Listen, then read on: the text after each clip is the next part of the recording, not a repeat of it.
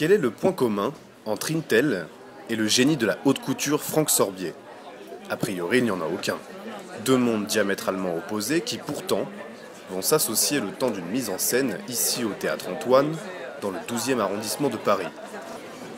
Et lorsqu'on fusionne les moyens techniques d'Intel aux créations de Franck Sorbier, ça donne ça.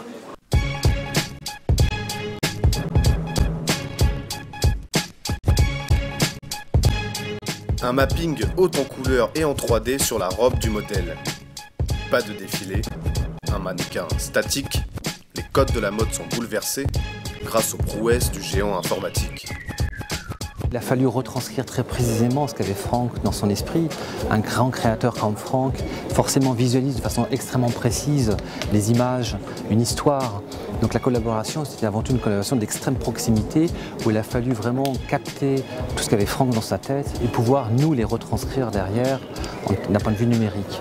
On a apporté un support logistique extrêmement fort puisque par rapport au show qui a été montré, il y a eu toute une puissance en fait, de calcul liée à l'imagerie qui fait qu'on a apporté nous ce support-là technologique. Et les évolutions technologiques, elles, apportent de nouveaux outils au monde de la mode.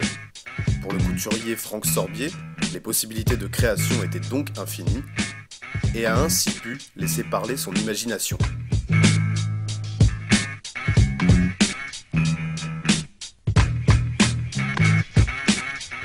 Depuis que j'ai rencontré Laurent Vernat, j'ai commencé à réfléchir et je me suis rendu compte, évidemment, ce que je savais, c'est tout d'un coup j'avais plein de petits flashs, genre Star Trek, iRobot,